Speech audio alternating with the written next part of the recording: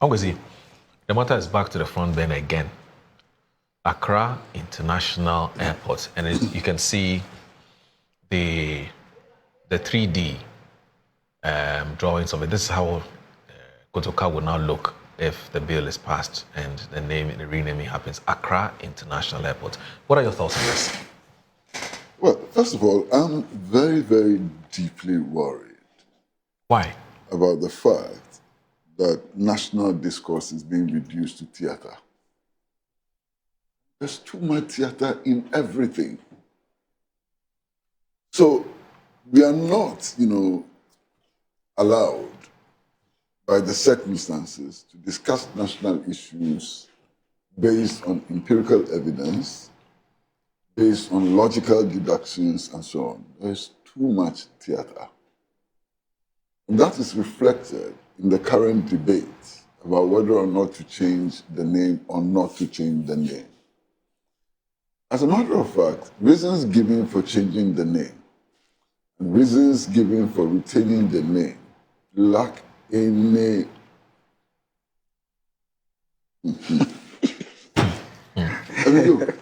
they lack any substance. Let me be charitable. Let me be diplomatic. Very mild. Okay. They lack any substance. Childish in the extreme. You understand? You have a majority leader announcing that the name of the airport is going to be changed. And the primary reason for changing the name of the airport is that it's located in Accra, and the land which was used for the construction of the airport was given by the people of Accra. By logical extension, thank you. Everything in Accra should be named Accra. Absolutely, Kwesi. You just made my day. By logical extension. You just made my day. I mean, unbelievable. You just made my day, Kwesi. Moro, is that how our leaders think? It's so very shocking. So by logical extension, if God chiefs give land for the construction of any and everything, it should be named Accra. And the naming of the airport as Kotoka International Airport is seen as a crime against gas. How? That's problematic. Then you move on to the minority leader. Oh my goodness. And he's even worse than the majority leader. His reason for opposing the change of name is that the name belongs to an Ewe or somebody from the Volta region. And that if you change it, you must necessarily annoy the people of the Volta region. He reduces it to ethnicity, to some base, bigoted, nonsensical tribalism. This is the debate. Are you not shocked? This is the level of debate. Now, if this debate was probably taking place in some God-forsaken ghetto of drug addicts and so on, no problem. That's the level you would expect. But this debate is taking place in Parliament.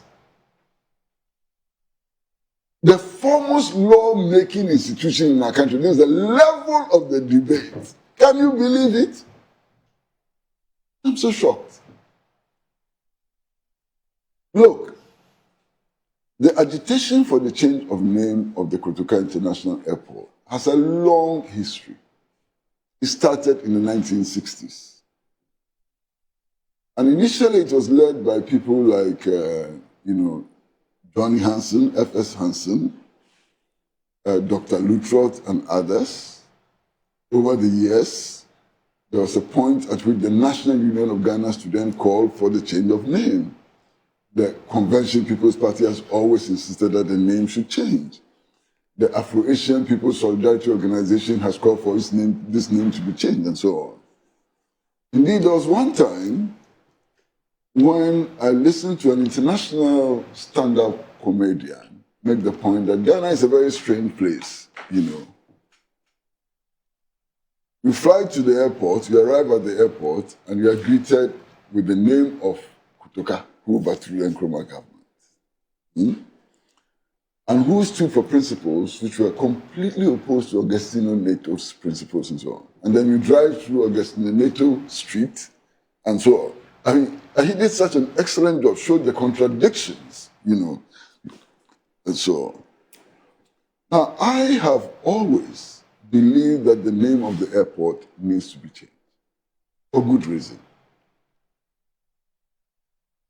One, the 1966 coup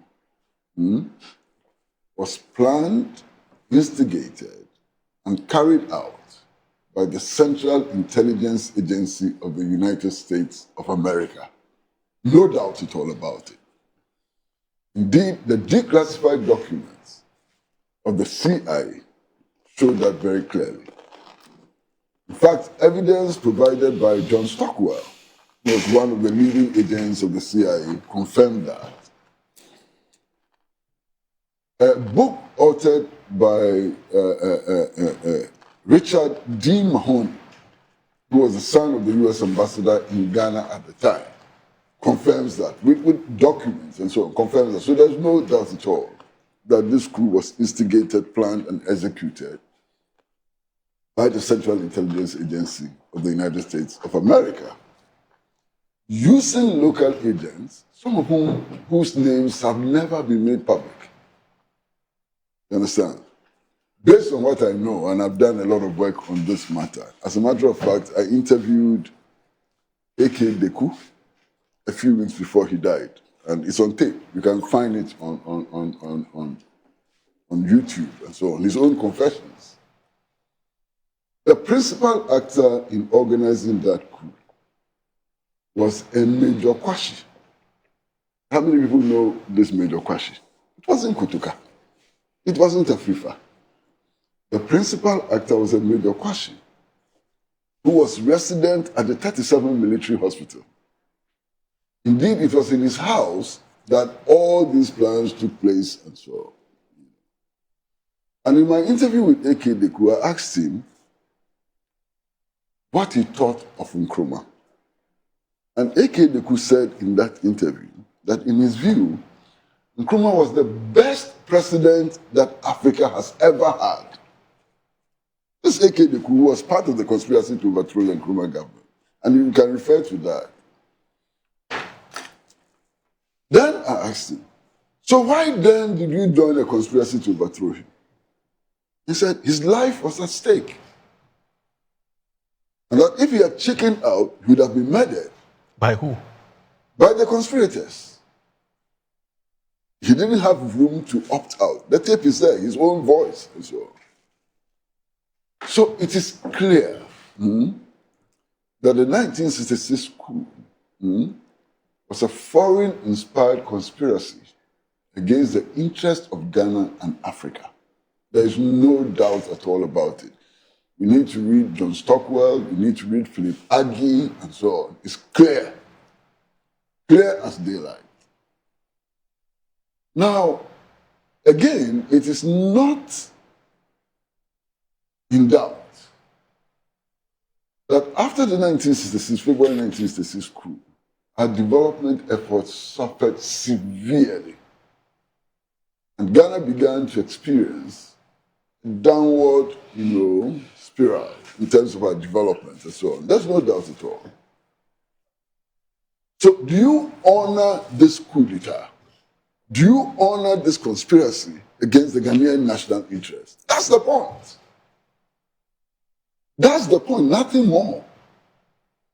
Now you have political parties which today claim that coup d'etats are an aberration, we should not encourage coup d'etats, and that under no circumstance should we tolerate coup d'etats. In fact, they argue that the worst multi-party democratic dispensation is better than a coup regime. That's the argument they put forward. I don't agree with them. I don't agree with them. Because I know that some governments which emerge from this multi-party democratic dispensation can be worse than military regimes. And I can give examples, okay?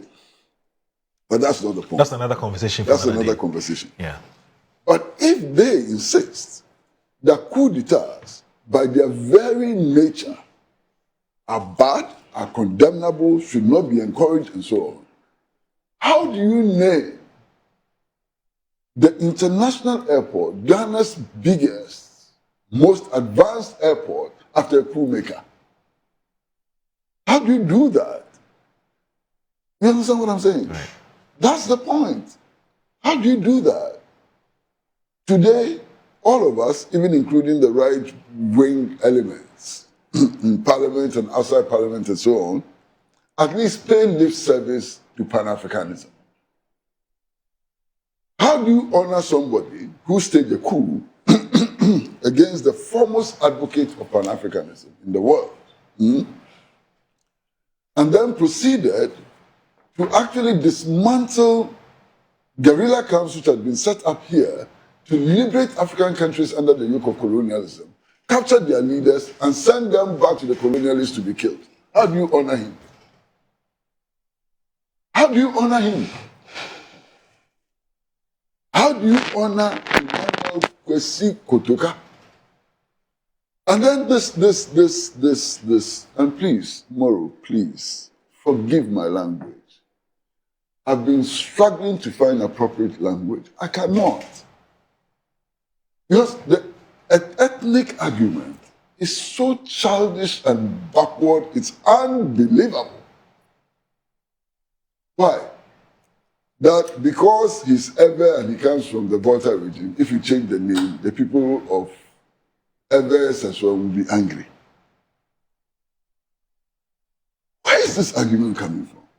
I know as a fact that after the 1966 coup, just bearing the name Fiawo was a problem. You wouldn't survive. Because one of the staunchest supporters of the Nkrumah government in the Kita area and so on was Fiawo. You understand? He was Fiawo. His children, I went to school with some of his children and so on. Just bearing the name Fiawo spelled calamity.